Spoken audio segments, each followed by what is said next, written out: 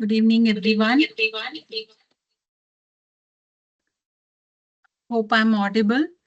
And today here we are in our third session of the IR web series, which is conducted from ICMR in collaboration with IASC Bangalore.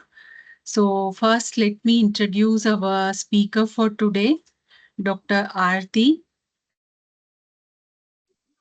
She is an engineer by training and a scientist, mother, and a public health innovator. And she has 18 years of impactful research in maternal and newborn health. And she has a vast experience in implementing kangaroo mother care. And she also has published a lot of manuscripts in the high impact journals like Lancet, PLOS Medicine, and Nature. And she is also being recognized globally for influential public health contributors. And Dr. Aarti, the floor is yours. Thank you. Thank you so much, Dr. Yeah. Kavita. Yeah. So today, Dr. Aarti is going to discuss on the case studies, which is from her expertise, the Gangaru Mother Care. So please, I request you to start with the presentations. Sure, I'll just share my slides.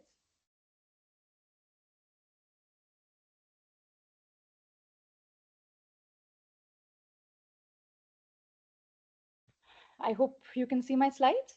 Yes. Okay, perfect. So good evening to all of you, friends and colleagues. And uh, yes, in this session of the webinar, I'm not going to be talking about any gospel truth. So I hope you haven't been waiting with bated breath for some, gospel truth. We will have more sessions around, the frameworks and methodology around implementation research. And as you know, implementation research has been popularized by ICMR and rightfully so. So what I'm here for is to actually help you take you through, real world implementation research that was done, a successful implementation research that has in fact led to scale up. And yes, so this is a case study on scaling up kangaroo mother care in Uttar Pradesh. So I would like to begin by summarizing a little bit about the first session by Dr. Rajiv Behel. And I think he really laid out very, very well how important implementation research is to our India's health needs. And just wanted to start from there. So, when we talk about Viksit Bharat 2047, and we have a lot of our esteemed economists and there is some thought that economic gains alone, will by themselves will lead to improved population health outcomes. But we know that from data and from the science, this is not true, right? What we know is, but we do know that improved population health outcomes do lead to economic prosperity. So it is, again, really, really important for us to focus on improving our health outcomes amongst the citizens of our country.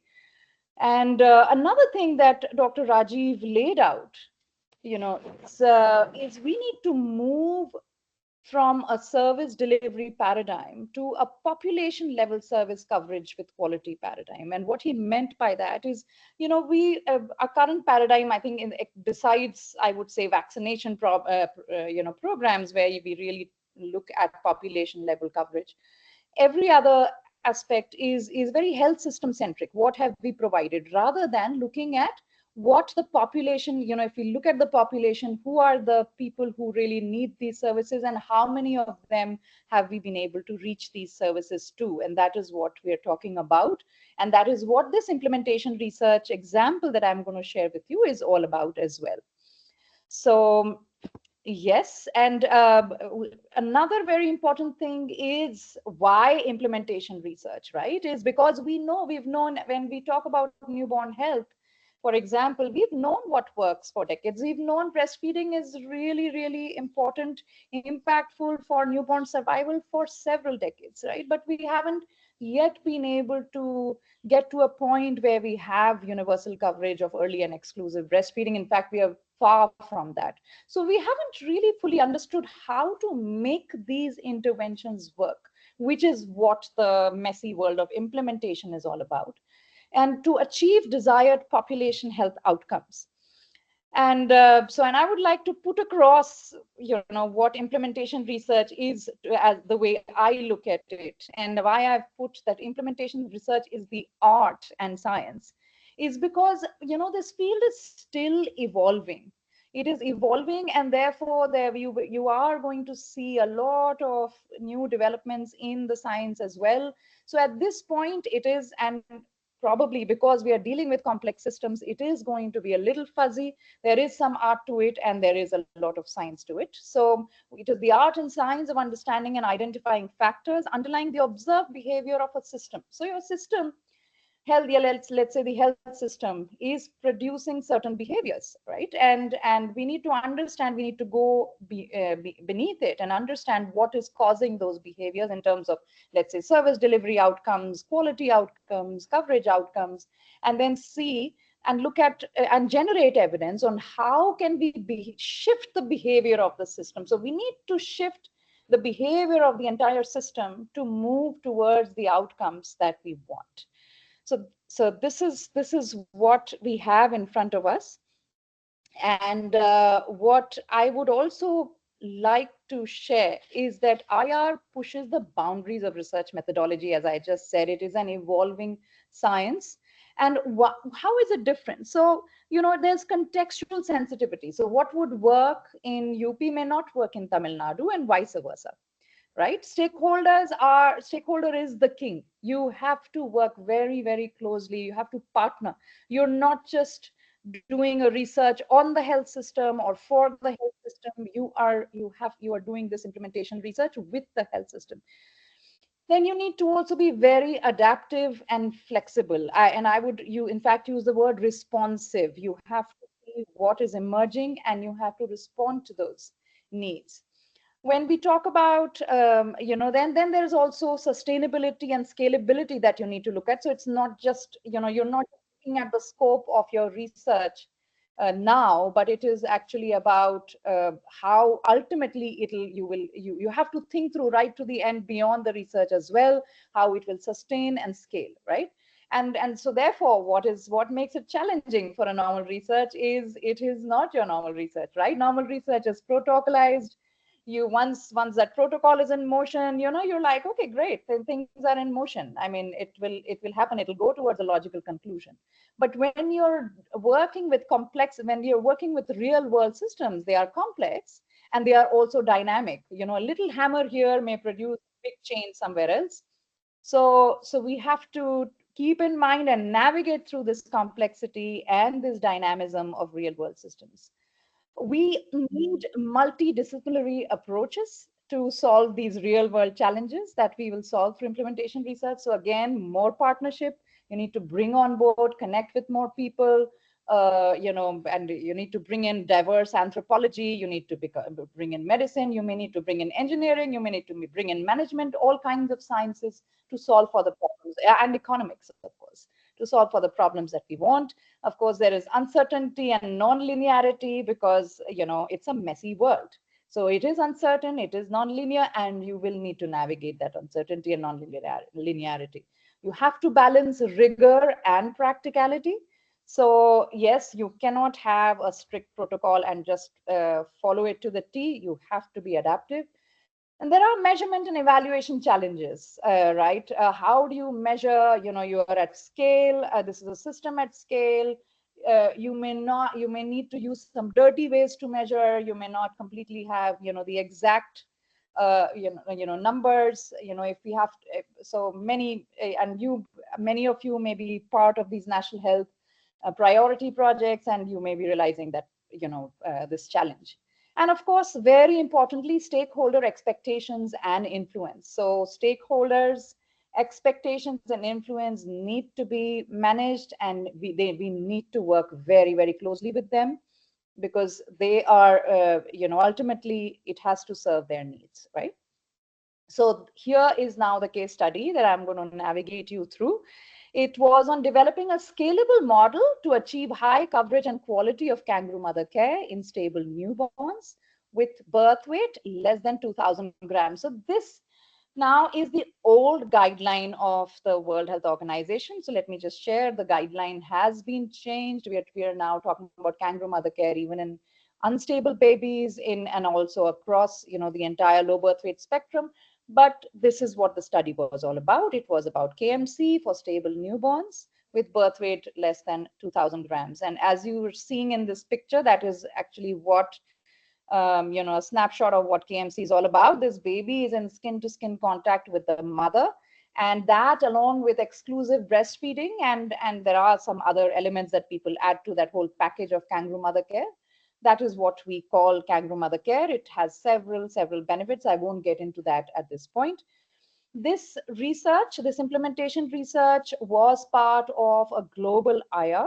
It was a multi-country, multi-site IR with 7 sites, 4 in Ethiopia, 3 in India. And I'm going to talk to you more about the UP research. And in UP, we had the principal investigator as Dr. Vishwajit Kumar, and the co-principal investigator as the ex officio mission director of the National Health Mission of UP. So it was a very closely, jointly led study. And this truly, I mean, this itself is an example of the fact that it was research with the health system. The sponsor was the World Health Organization, Geneva.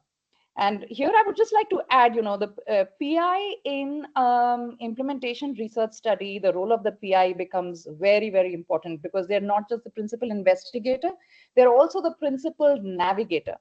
So in any, in your typical research, in your clinical trials and epidemiological studies, once your protocol gets into motion, I mean, the PI can just stay back and relax because, the team will take care of the rest.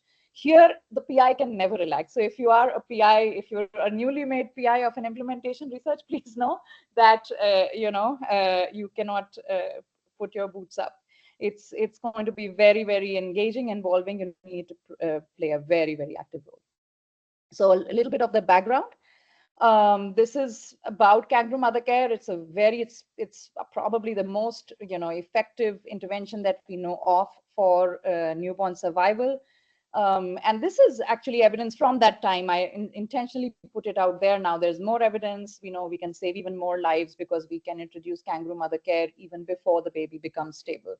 But several benefits, right? And we know that if we are able to reach, we knew that if we are able to reach 90% coverage, we would be able to save within India more than 1 lakh newborns every year. That's a whole lot. That's about I would say 15% of our NMR, right?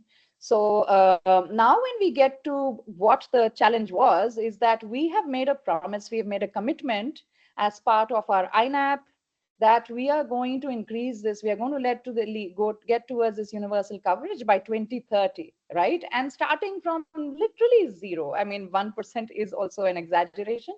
In 2014, when work began, when this guideline came out, it literally was nearly zero, the KMC coverage. And we want to get to a very high level of coverage in a very short period of time. How do we do that? And that is what we were in search for. What is a scalable model for taking kangaroo mother care to scale? We already had the INAP. We also even had operational guidelines that had been released by that time by the government of India.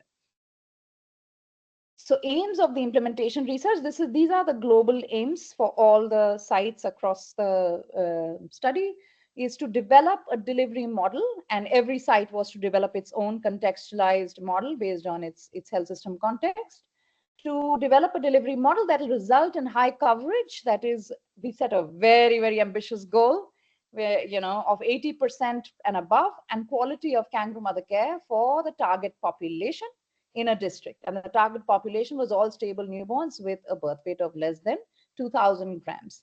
And again, this again brings into fact what Dr. Rajiv has highlighted earlier. This is about moving into a population-based approach and looking at the coverage from the population's perspective. That's what this study was all about. It had two phases. There was a model optimization phase where we really, actually we even developed the model because there was, KMC was not happening at that time. So design and identify the most promising delivery model through formative research and iterative cycles of optimization and the evaluation. And once we have an optimized model, we had a year-long evaluation phase where we evaluated the coverage and quality of KMC. And you can read more from this paper, although I've taken the liberty to change a few things in hindsight in this methodology. So, this is again coming straight from the paper, straight from our protocol. We had population intervention, comparison outcomes. Population, as I said, was all stable, less than 2,000 gram babies. Intervention, and it was quality, high quality, sorry, kangaroo mother care. And how it was defined was it should be initiated within a health facility, which was the WHO guideline at that time, and this again has changed, right? So this is in the past. And skin-to-skin contact with mother or caregiver for a minimum of 8 hours every day, and with exclusive breast milk feeding, either directly or through spoon or palarai or whatever. Comparison was this ambitious target. It was an adequacy evaluation. It was an ambitious target that we set, that can we get to 80%? And I think the whole idea was uh, to drive ourselves, right? We set an ambitious target to drive ourselves to get to, and even it may look impossible. A lot of us felt at that time that it was an impossible mission to achieve at a district level in like 1.5 years. But actually we came very, very close, all of us. So it's good to set ambitious targets, right? Outcomes, our primary outcome was effective coverage of kangaroo mother care, which was what we have defined in the intervention. And the way it was measured is we looked at whenever we assessed it, and I'll just share a little bit of how we evaluated. I haven't made a separate slide on that, but at every point that it was assessed, we looked at the previous 24 hours. So we're not going back too much into history. We looked at the previous 24 hours of assessment and looked at, what was effective KMC at the point of discharge from a designated KMC facility, and then at home 7 days after discharge. And actually, so these were the two primary outcomes. We even looked at, at the end of the newborn period as well, which was a secondary outcome. And how the way we rolled out this evaluation was actually we at that district level that we took up, the population that we took, the study population, we actually tried to identify all births. And then once we had information from all births, we identified the eligible babies as per the inclusion and exclusion criteria. We tracked them. We tracked every eligible baby. And at the point of initiation, we tracked them at discharge from the KMC facility if they reached a KMC facility. And then beyond that, at home 7 days after discharge, and at 28 days of age, till 28 days of age. So that's mainly the methods that we followed. And we had we thought through what it would take, to achieve this district level, population level coverage of KMC. And at the center of that, and that's why I've have this different color, it was the KMC facility. So we were to identify what would be promising facilities where KMC could be delivered in a very standardized manner.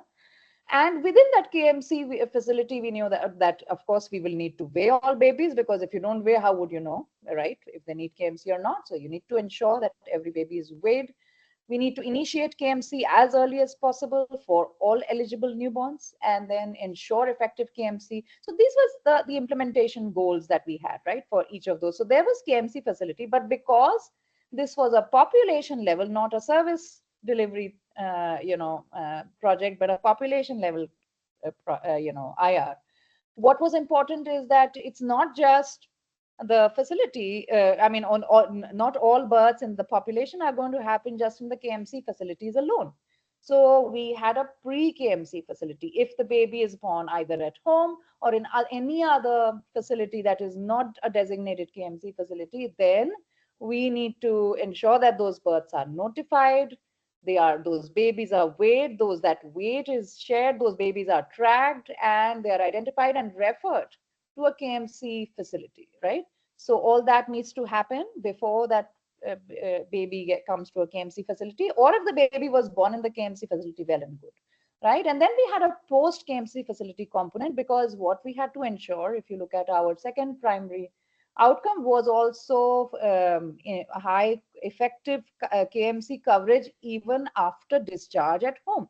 And again, that is very important, because if we want to truly, it was about making the intervention effective. And the intervention is not effective if you just ensure that you've given it in your facility and the mother goes and you don't have anything to do with her. We have to make sure that the family or the mother and other caregivers in the family are able to continue the practice beyond discharge as well. And then, of course, there were health system strengthening components. There was this whole linkage between the community and the different facilities and referral. And there was also facility to community linkage for, one post discharge. And there was also the whole aspect of monitoring and quality coverage and quality in the study district. So these were some of the, implementation goals that we set out at the very beginning.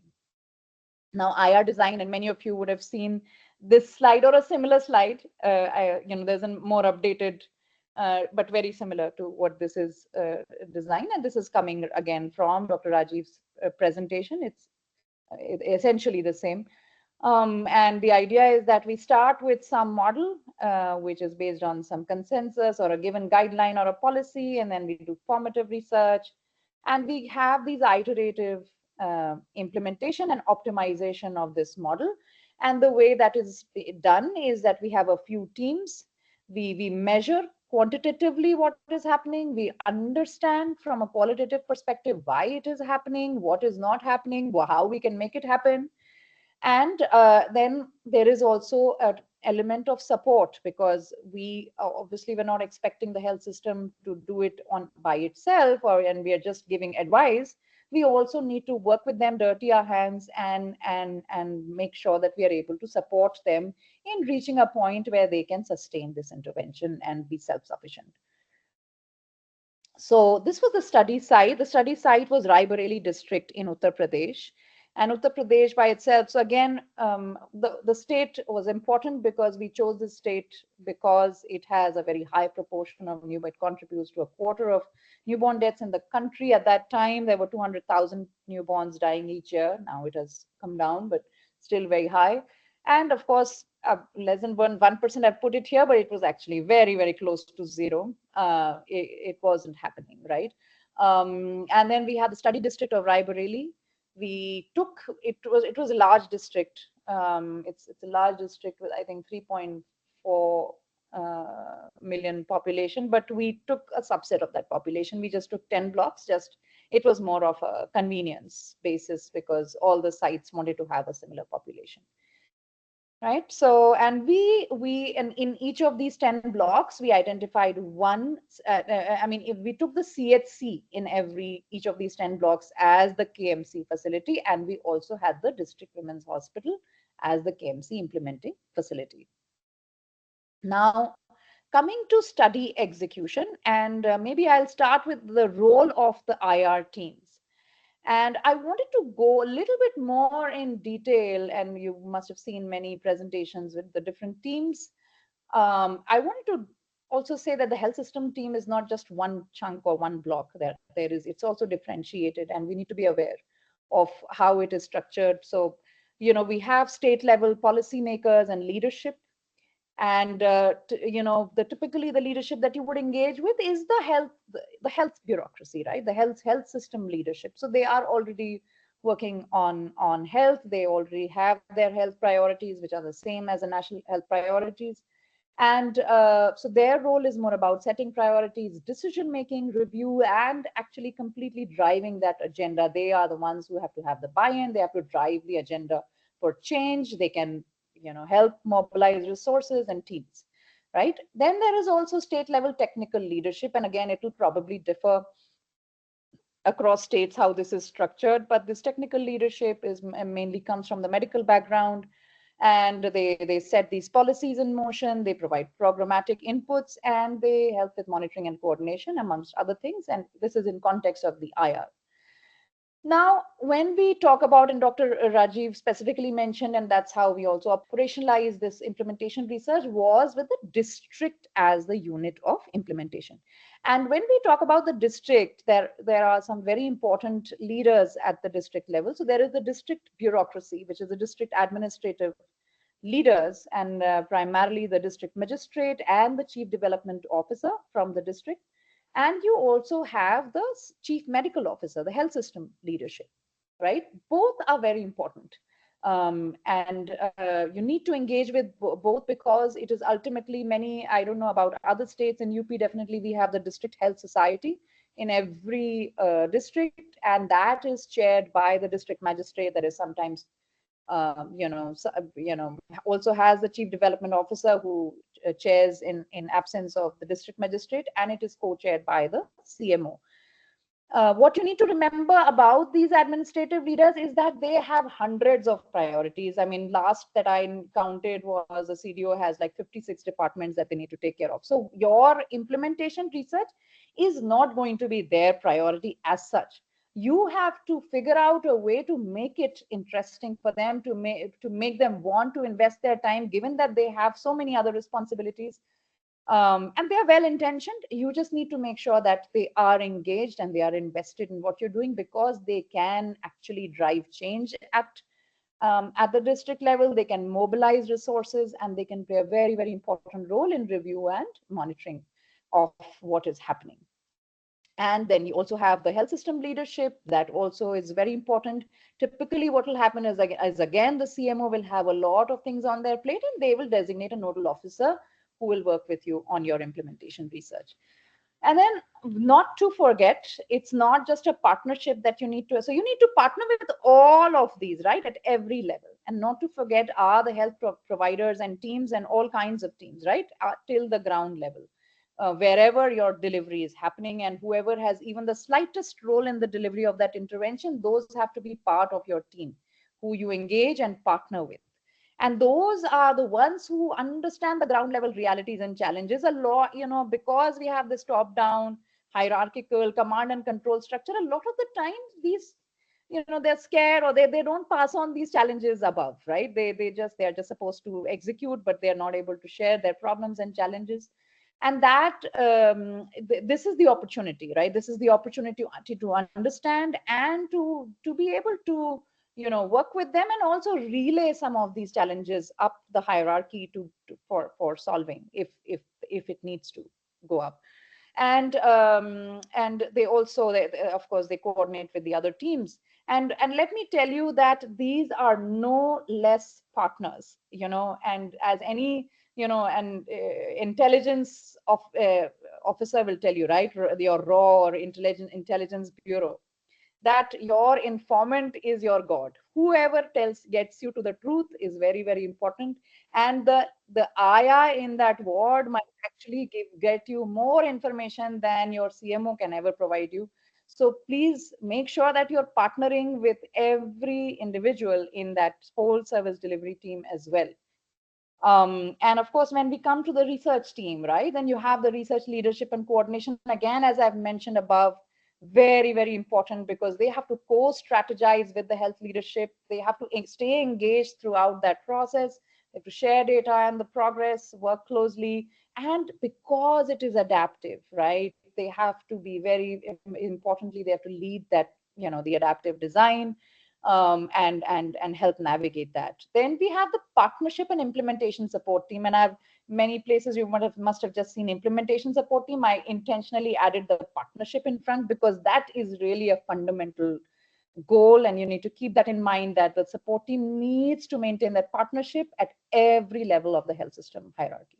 And just to say that it's not just the health system that you may need to partner with, right? There could be other implementers in your district or in whatever geography you're working in, and then again you can similarly work with them. So it is, of course, health system is typically the primary implementation system that you're working with, but there could be others as well, and you need to engage similarly with them. And then you have the outcome evaluation team that are getting you the quantitative data, right? So how many hours of skin to skin contact, what is the proportion of exclusive breastfeeding? But when you go to the program learning team, that is actually going beneath, under that data, and trying to understand what is happening, right? Why 4 hours of skin to skin contact? What happened? Did the mother not understand? Was she not aware? Did nobody help her? Did she not get any support? Or what are the reasons, and what are the opportunities that you can tap into to be able to design a solution? So very, very important. These are very, the insights really come from this program learning team. So you need to have the right team members who are part of this. So how to start, right, forging a partnership for success? So and this, let's start at the very beginning, right? So here's my nugget for here. Again, I said no gospel truth, but only nuggets. So IR needs to meet health system stakeholders where they are.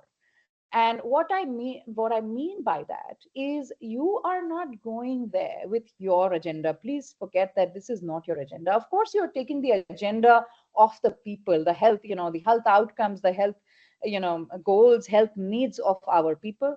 But we are working in partnership with the health system, and under the leadership of the health system also. It is their agenda. We are there to support that. It is their agenda, their priorities. So we need to listen to them, right? Before we start talking about what we have. It's very important to understand what their agenda and priorities are. What are their pains? What are their needs and aspirations? And I'll share, how it unfolded in our scenario. So I'll tell you, all right? So when Dr. Vishwajit went and spoke to the MD NHM at that time, and he said, look, my main pain is that, UP is at the bottom of everything, and I'm fed up of that. We need to be the leader in the country in something, right? And when it came to kangaroo mother care, another thing that he shared was, look, this guideline came, we had the budget, the money is there, we have sent it to 50 or I don't know, 40 or 50 facilities, and nothing has been done because they don't know what to do with it, right? So it's been there, it's been lying there unutilized for 1.5 years. We want your help to actually get that funds utilized. I don't want to send it back, and we need your help with that, right? So already there is an expectation. Before we even talked about what the IR is, what the design is, there is an expectation. So then you need to establish common ground, right? So where is it that where we can meet? And again, we have to meet where they are, and then we have to begin from there. So this requires, of course, this requires some negotiation skills. This requires some partnership skills. How do you establish that common ground? And how can you build a shared vision with that IR, right? So of course you need to meet the objectives of the IR, but you're not working for the I mean, you're truly working for achieving the outcomes of that IR, and this person who's in front of you is very, very important in achieving those outcomes that you want. So how can we build a shared vision? How do we balance short-term and medium-term goals? As I said, they will have a lot of things already on their plate. There's already these short-term goals. I want to scale, and you're talking about, oh, I haven't even built the evidence for scale. What will I scale, right? So that's my medium term goal, but that is his immediate goal. And how do we build a foundation of trust? How do we listen? It's very important to listen. It's very important to establish transparency and regular communication. And it's very important to deliver on the promises that we make. And again, you have to make promises. Implementation, I mean, for them, their priorities are different, and we need to figure out how we can meet those priorities. So what was the partnership goal that we set? It was that, okay, UP has to become the leading state in the country in KMC implementation. And I mean, of course, everybody else is the judge, but I would say we are pretty much there in UP even now, and it's continuing. Right. And a recommendation from him was, look, you want to build the model in Raebareli district, great, but you have to build the model KMC facility in Lucknow. I want people to be able to see it, and that will help in scaling it. So please do that in Lucknow. So again, deviation from protocol, right? But this is what he wants. Again and again his need, right? His expectation is, you will help me scale this to within 9 months before this March 31st gets over, we need to scale, right? So that is his ask. Now, so let's move on to the execution of the study and designing of. So what we did was, okay, why the rest of the thing is grayed out is because we were able to do the full thing, right? We were able to do this end-to-end model development in the study district, and we made a deviation. And we said, no, first we will build the KMC facility model in Lucknow, right? So again, this was a call that we took based on and in trying to be responsive, and yet at the same time figuring out how we can still meet the IR protocol, and we can meet it somewhere at some point, but this is what we need to start with. So you need to balance, you see. And this is what we started with. Now, when it came to KMC facility design, and when designing that, and then when we looked at what currently exists, and this is a typical postnatal care ward, and we're like, oh wow, can a mother give KMC? Can we expect a mother to give kangaroo mother care? She has to, be exposed. She has to put her baby in skin to skin contact. Is it possible to give KMC in this kind of a setup? So a very important thing is IR needs to design around people. It needs to design around humans.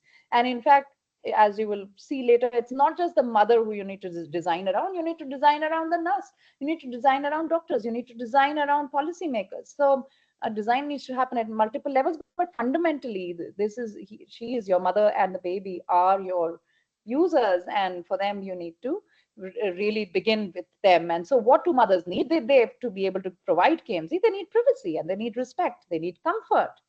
She needs to lie like that for all of that period of time. So she needs comfort, she needs hygiene, basic amenities, food, care, and some level of temperature control, right? So we all of that.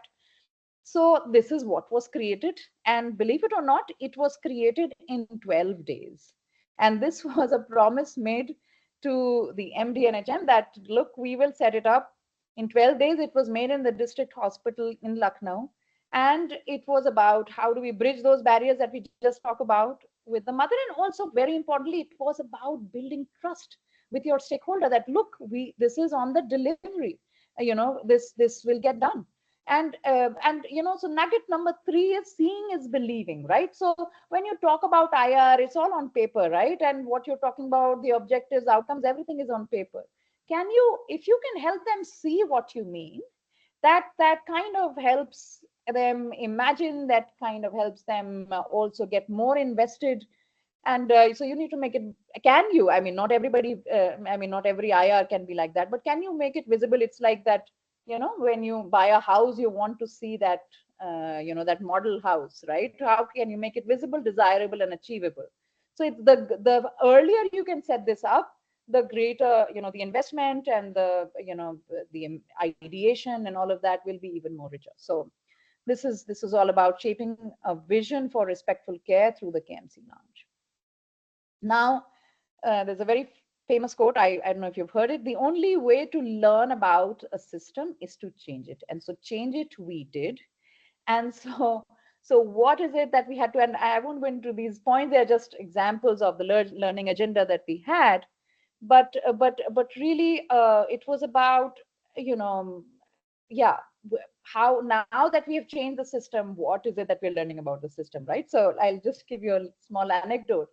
2 days after this lounge was set up, and our team went back, the program learning team went back, and they realized that they had locked up the lounge, and they were like, why have you locked up the lounge? And so the nurses were like, oh, these mothers are going to dirty the lounge, right? So but we said, oh, but the lounge is for them.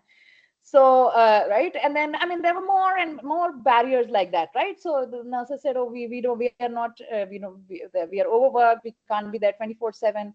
And then we actually realized that the mothers themselves, the mothers who've been there for a longer time, they were able to mentor the new mothers. So as you change the system, as you start into getting into the problem solving, unraveling the challenges, getting into problem solving, more and more problems get solved, and more new problems emerge, and new problem. So you learn you learn faster rather than if you plan a whole formative research and you ask them what will happen when you do KMC when they don't know what KMC is or can't see it, right?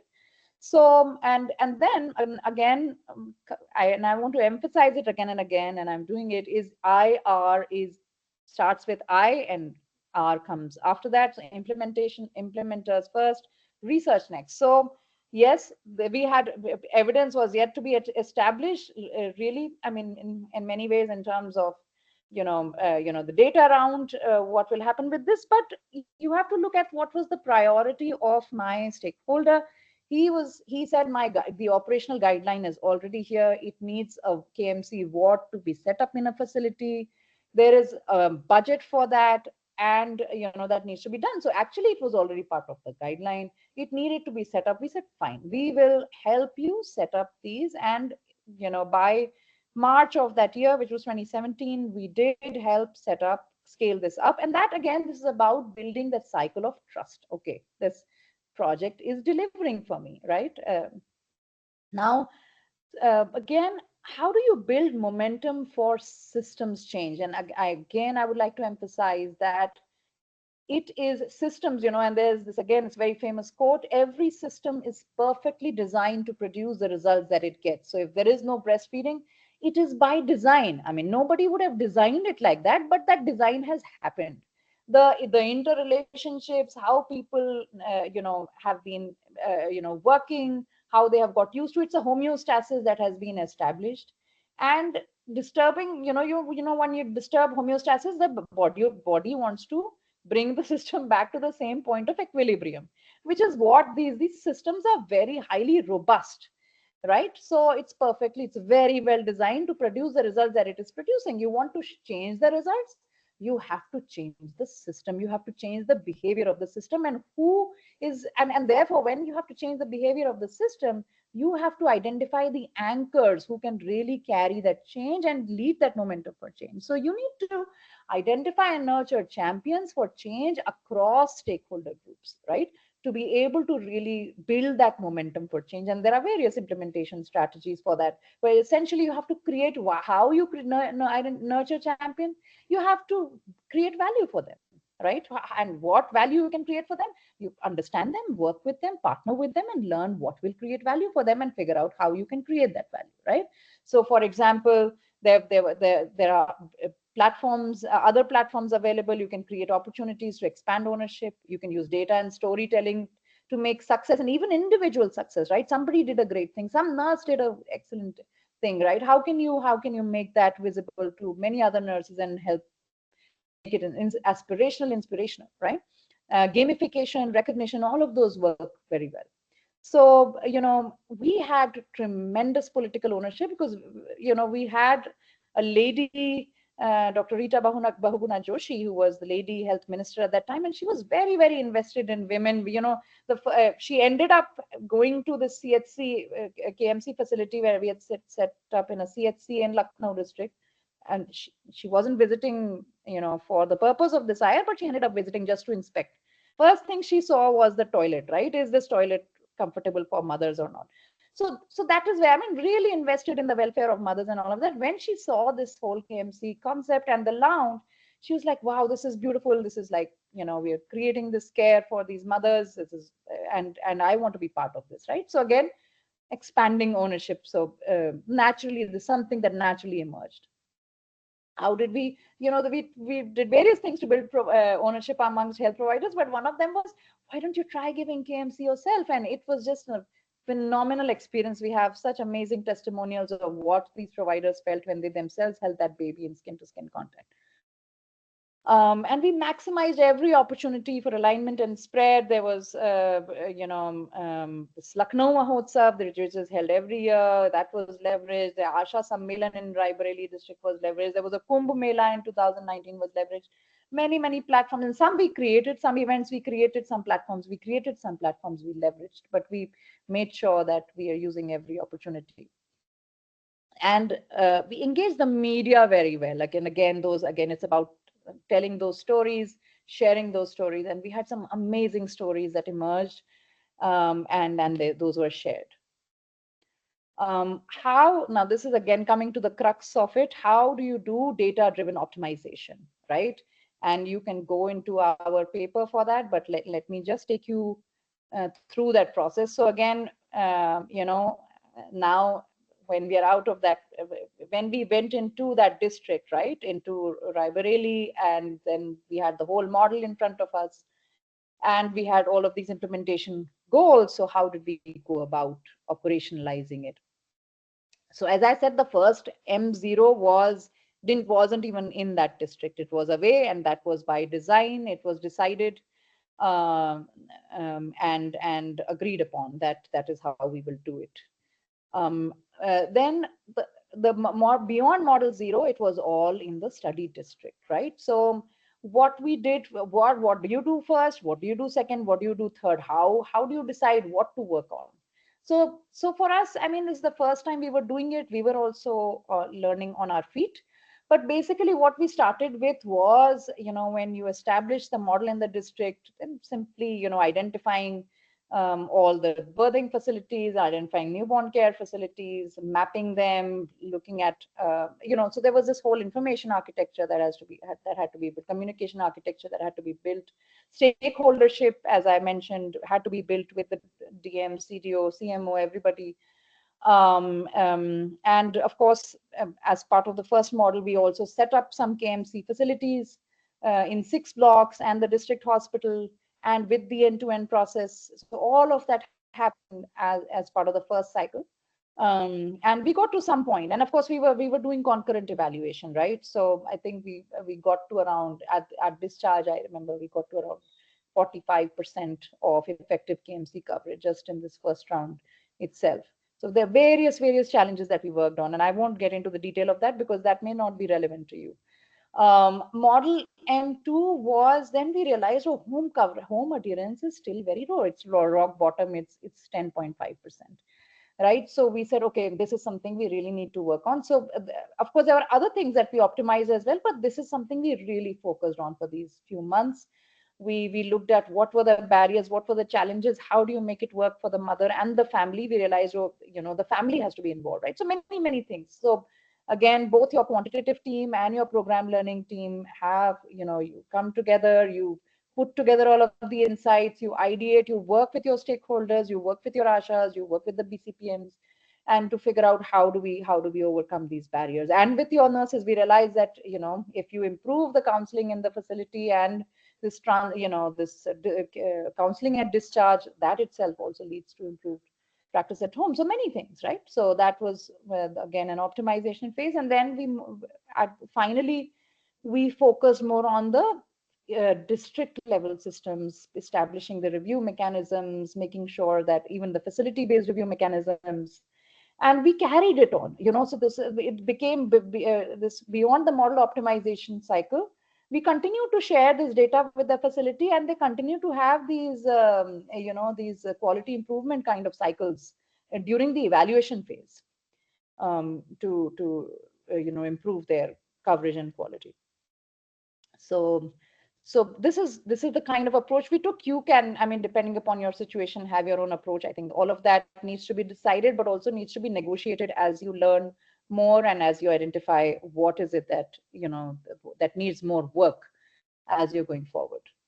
So I'll quickly go through the model, and this is just the essence of it. There are various elements to that, but I'm just sharing the essence that, there was a facility model, and then we call it the pre and post. We made it into a community model, and I'm, there's a health, there's model at a different, we put it actually as health system building blocks, what all you need to do at various levels, but this is just, pictorially easy to understand. So there was a KMC lounge, there was a whole paradigm for building the capacity of nurses. And then there was these job aids and protocols. There was a data-driven governance and process strengthening system that we had.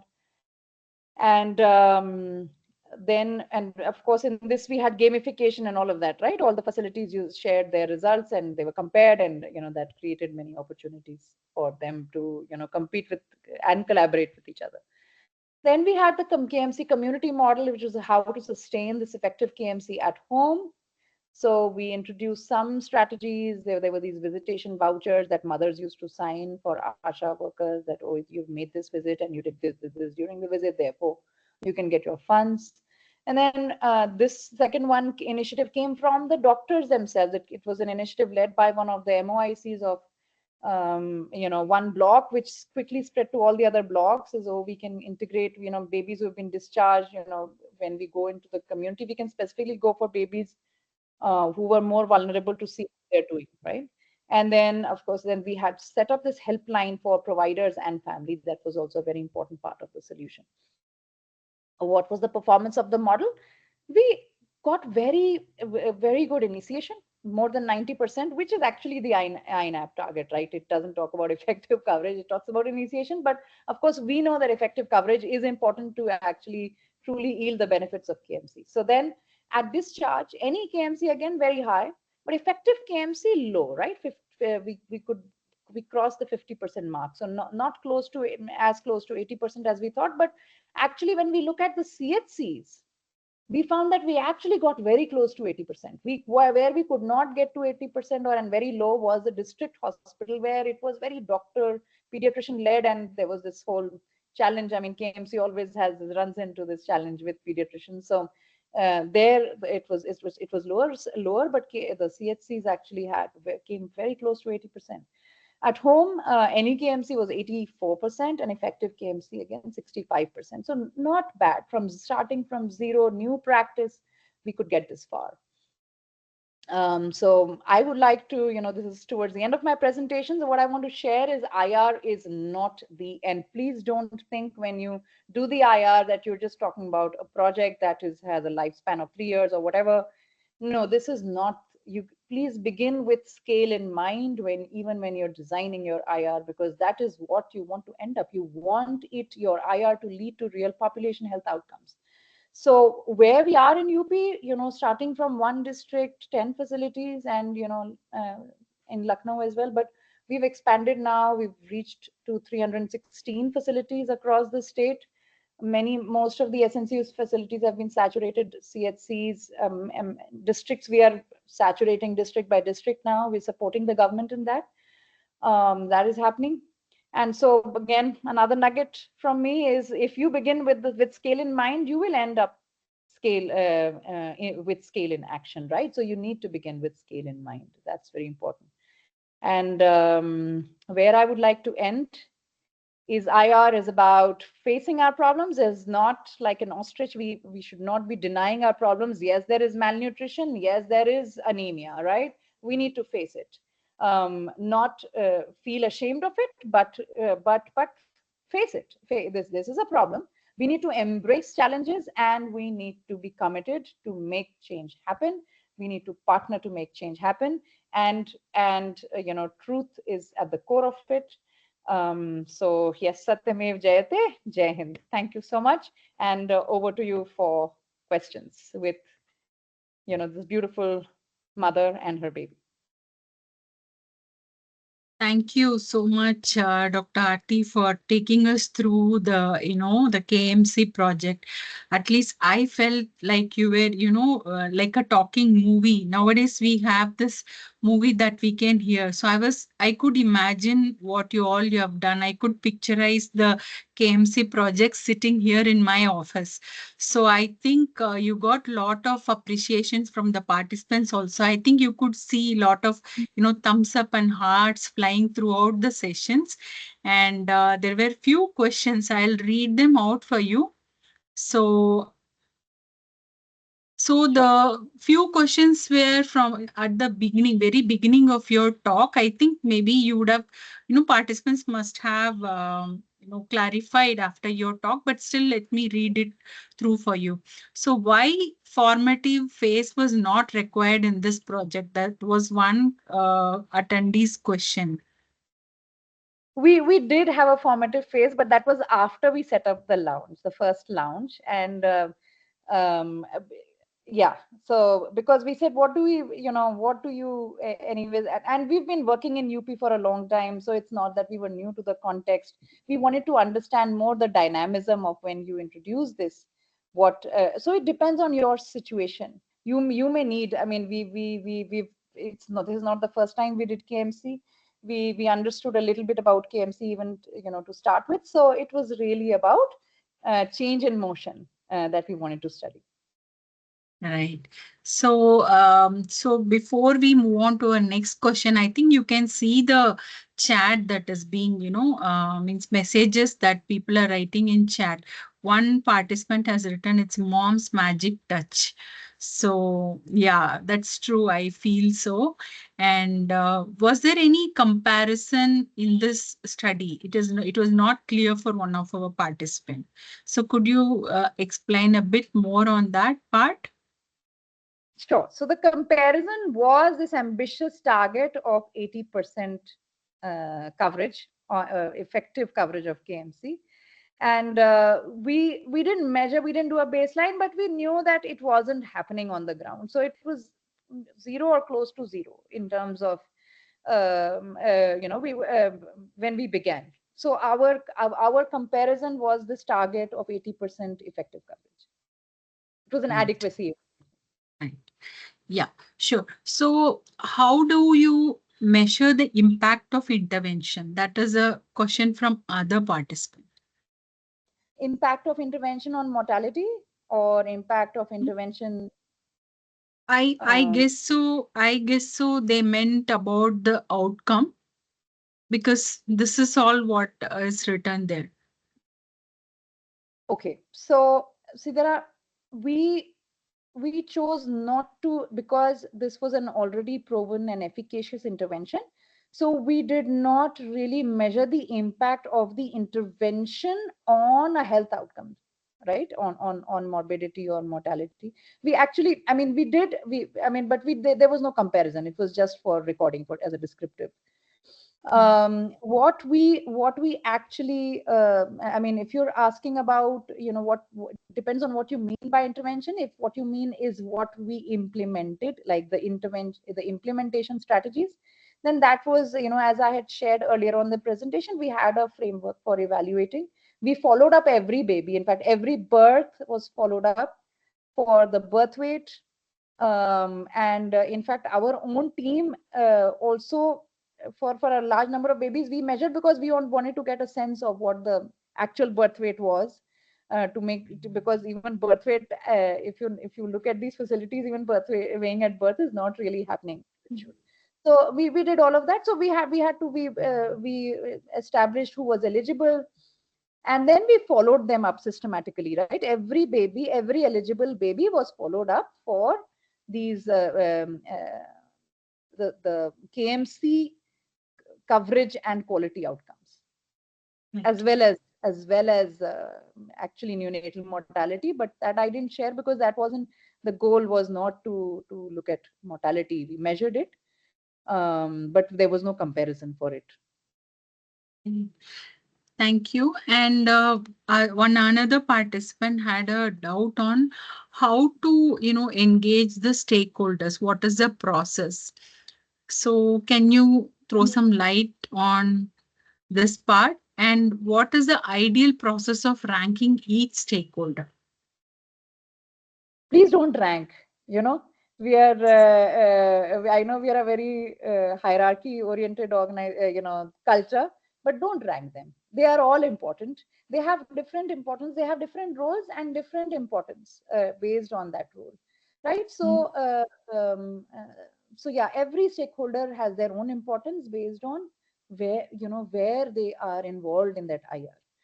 And you need to see who can play what role in your IR, and engage them. And there is, see, okay, I'll tell you, the secret to engagement is first of all, your first commitment has to be to your end users, to your mothers and newborns. And truly, you should not bring your own agenda. You should not be worried about your own IR. How will I be able to do my IR? If you go with that worry, you will not be able to engage them. You have to truly go with, truly your commitment of helping your mothers, newborns, or whoever you are, your end users are. And then you have to engage from that, as a shared goal, right? It is there, when you engage with a health system stakeholder, that is what they also intend, that is what they also want. So you have to, then that is your common ground. You're both aligned on that, and that is what you can build on, right? If you bring in your agenda, you will not be able to engage. Right. That Very is rightly that's said. just a heuristic. Yeah, that is just a heuristic for you. So there is a question from one of our participants about who built the facility that you were sharing about. Was it the government completely, or it is the research team, or it was a collaborative effort? So the first one we built. We built in the sense that we put in the money for it, but we worked with the, even, I mean, we took ideas from the hospital team as well. But we took I mean, finance, I mean, we fund. It was just like around 2 lakh rupees or something. But beyond that, the government, and it continues to, the scale across, the government has been putting in those funds. So somebody's asking, without it, there was, as I said, you don't need to always have a group. This was an adequacy evaluation. The thing was, it was about, can we, with all of these strategies or whatever we do, what is the level of effective coverage that we can reach? So that is the evidence, right? That is the outcome that was assessed. You may have missed the outcome assessment bit, but it was very, very systematically assessed, very systematically. Every baby born in that study area, I think there were around 27,000 birds, if I remember correctly. Every baby was followed up. We reviewed their birth weight and then followed up the eligible babies. Mhm. So, thank you for that, clarifying that question, Dr. Aarti. There is a scholar, PhD scholar from NIMHANS. Okay. So, the scholar has queries on what are all the challenges that you faced in defining inclusion exclusion criteria in the iterative process. So inclusion exclusion criteria was not that was not subject to, that's not part of the flexible part. We had already decided inclusion exclusion criteria at the beginning as part of the protocol. That is not something, see, IR, you make, your protocol is basically the skeleton of the IR, but certain things you fix. Who's your target audience, what is your eligibility, what is your intervention, all of those are fixed, but your implementation strategies evolve during the course of the IR. That is what you need to that is the what you need to fill in to that skeleton. Not everything is flexible, only your approach is flexible. Our target was not flexible, it was 80%. We kept it at 80%. We tried to get as close to it as possible. Evaluation methods decided beforehand, but again, you might want to measure new things, right? As you've rolled out some strategy, and maybe as part of that, as part of a process outcome, you want to measure something in that strategy, right? So for example, if it's you have this, you think that respectful care is an important part of your strategy, you might want to measure, respectful care, for example. I'm just saying, there could be things that you might that might come up as part of your implementation strategy as process outcomes that you would like to measure, in which case you would want to tweak how you follow up or evaluate, or how you collect your data, so that is dynamic. If certain things will remain fixed, certain things you can add. Yeah. So, thank you. And can you explain the role of fathers and other family members who are involved in the KMC, apart from the skin to skin contact, part of it? Sure. How were Sure. they helpful? So actually, what we realized, in fact, was especially for home KMC, the family became very important, because this mother really needed to be supported at home. I mean, either somebody does the household chores, or they if you want to give KMC round the clock, then other family members need to chip in. That mother alone can't provide 24/7 KMC, especially in that home context. And so we actually, part of our implementation strategy was to make a roster with the family. Who's going to have to, this baby needs to get it 24/7, so who is free at what time, who will supplement that. So, and how will the mother, to involving them, and even during discharge, so to make sure that the mother is well supported at home once she reaches home. So yes, very much involved. We had fathers giving KMC also, and other family members. Right. So apart from UP, is this KMC project undertaken by any other state in India? That was the other Yes. question. So there were in India, it was done. This IR was done in Haryana and Karnataka also, and there they have their own, government is would be scaling it up. And we have also been approached by some governments to support them in scale up, and we are working on that front as well. So, can you explain us how to improve the fidelity outcome from any care to effective care? So, as far as KMC is concerned, you see, just putting the baby on skin to skin for 2 hours, 3 hours, we've managed to do it in the community back in 2003. Very high, like more than 90% coverage of that. So that is actually not as much of a challenge. It is something, it's a beautiful, the beauty of KMC is that the effects are very visible to people. Hand washing, you don't know. I mean, you wash your hands, but what changed? But with KMC, when you put a baby on KMC, you can see if the baby was blue, the baby will turn pink. If the mother, the mother will begin to, you have milk let down, there's oxytocin release and all of that. They're very visible things that you see. The baby will be calmer, the baby will cry lesser. So people embrace it. But the thing is, when you want to get to effective coverage, is you want to, be keep the baby in KMC actually as close to 24/7 as possible. But that's practically not always feasible. But then you say, okay, at least 8 hours, but maybe close to 20 hours. There are lots of, but at least 8 hours for sure. So now that requires more investment. The mother has just delivered, she's in pain. She needs privacy. Now a lot of hospitals now they have these surveillance cameras, and then there are these postnatal wards that are, there are men, women, whoever, everybody is there. Now you can't give KMC, you can't give long duration KMC in that setup. You can't even breastfeeding in that setup, breastfeed in that setup, right?